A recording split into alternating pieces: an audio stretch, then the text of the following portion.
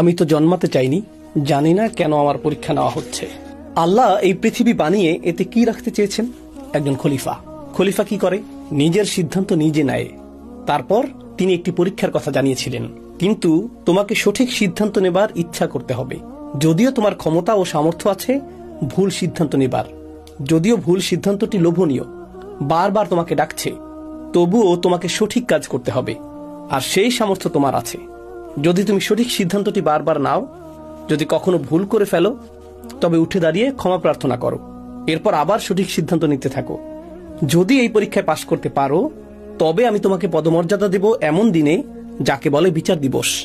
যদি তুমি সেটা পাশ করো, তবেই আমি তোমাকে জান্নাত দেব। আচ্ছা, এখন এই যে নিজের মতো পছন্দ করার ক্ষমতা, সিদ্ধান্ত নেবার ক্ষমতা, এটা হলো আল্লাহর বানানো সবচাইতে বড় পরীক্ষা। আর এই পরীক্ষাটা বিশাল দায়িত্ব, তাই না? কারণ তিনি আপনাদের পৃথিবীতে নিজে নিজে থাকার দায়ভার দিচ্ছেন। আরবিতে এটার মানে হলো আমানাহ। শব্দটি কি? আমানাহ।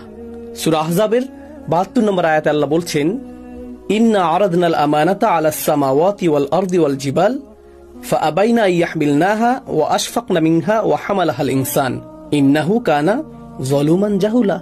আল্লাহ বলছেন, আমি এই আমানত পেশ করেছি আসমানসমূহকে, মানে আকাশের সব কিছুকে, সব সৃষ্টিকে জিজ্ঞেস করা হয়েছিল, তুমি কি সিদ্ধান্ত নিতে চাও? এই পরীক্ষা চাও?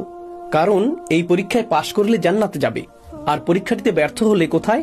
জাহান্নাম দেখতে এমন, যেতে চাও ওখানে? জান্নাত দেখতে এমন, যেতে চাও? যদি যেতে চাও, তাহলে সবচাইতে কঠিন এই পরীক্ষা দিতে হবে। আল্লাহ বলছেন, আমি এই পরীক্ষা সমস্ত সৃষ্টির সামনে পেশ করেছি, আর সবাই প্রত্যাখ্যান করেছে। সবাই বলেছে, ইয়া আল্লাহ, যেমন আছি ভালো আছি, দরকার নেই, মনে হয় না এই ঝুঁকি নিতে পারবো, খুব ঝুঁকিপূর্ণ। এত ঝুঁকি, কারণ ফেল করলে কোথায় যেতে হবে? জাহান্নামে।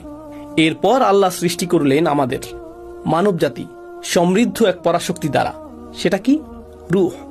এরপর তিনি আমাদের বললেন, শোনো, আমি এই অফার সবাইকে দিয়েছি।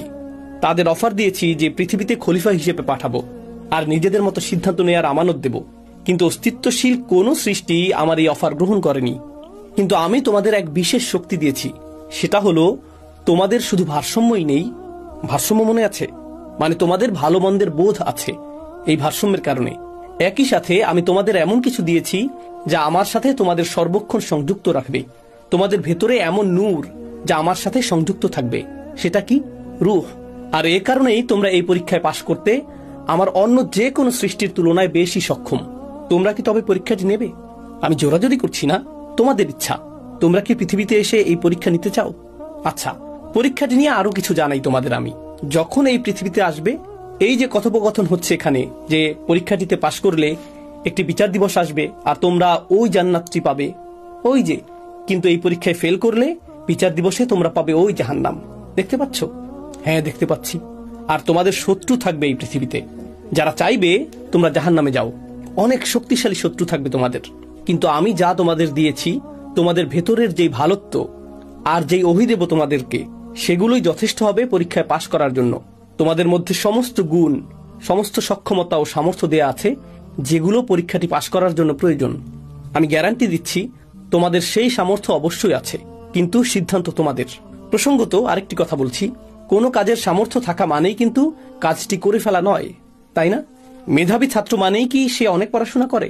না, বরং পড়াশোনা করার সিদ্ধান্তটা তাকে নিতে হয়, তাই না? আপনার সামর্থ্য আছে, তবে কাজটি করেননি। আল্লাহ বলেন, আমি তোমাদের সমস্ত সামর্থ্য দিয়েছি, সাথে আমার কথা দ্বারা সাহসও যোগাবো। এখন প্রত্যেকটি মানুষকে এই সিদ্ধান্ত নিতে বলা হয়েছিল, এই পরীক্ষা নেবার কিংবা না নেবার, সবাইকেই। আমার থিওরি, শুধুই থিওরি, বলছি না যে এটাই সত্য, তবে এই ধারণা করি যে আমাদের প্রত্যেককেই আমাদের নিজ নিজ পরীক্ষা সম্পর্কে জানিয়ে দেয়া হয়েছিল। তুমি ক্যান্সার, তুমি ডিভোর্স, তুমি ছোটবেলায় মা বাবাকে হারাবে, তোমার এই সমস্যা, তোমাকে মিথ্যা মামলায় ফাঁসানো হবে আর পরিবার থেকে বিচ্যুত হবে। ইব্রাহিম, তোমাকে তোমার বাবা ঘর থেকে বের করে দেবে, তোমার এটা হবে, তোমার ওটা হবে, তোমার সেটা হবে, তোমার ওটা হবে। তিনি আমাদের সব ধরনের সমস্যা বলে দিয়েছিলেন। তিনি আরো বলেছিলেন, সেসব পরীক্ষায় সঠিক সিদ্ধান্ত নিলে কি হবে। আমরা এইসব পরীক্ষার কথা শুনে কি বললাম বলুন তো? অবশ্যই পাশের জনকে ইশারা করে হয়তো বলেছি, দেখেছো জান্নাতটা আসলে অসম্ভব সুন্দর। কিসের শত্রু? আমরা সব দেখে নেব, কোনো সমস্যা নেই, আমাদের নিয়ে নিন।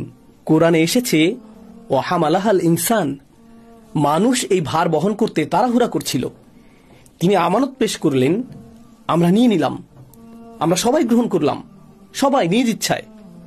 কখনো শুনেছেন কাউকে বলতে আমি তো জন্মাতে চাইনি, জানি না কেন আমার পরীক্ষা নেওয়া হচ্ছে, আরে আমি তো জান্নাত জাহান্নাম চাইনি। হ্যাঁ তুমি চেয়েছিলে, কোরআন অনুযায়ী তুমি চেয়েছিলে, আল্লাহ তোমাকে জিজ্ঞেস করেছিল এটা চাও। আমরা বলেছি হ্যাঁ আমরা আছি, অবশ্যই আছি, আল্লাহ তো আমাদের সামর্থ্য দিয়েছেনই, রূহ। সেখানে আপনি ছিলেন আর বলেছিলেন যেন উফ, জন্ম নিতে আর তর সইছে না।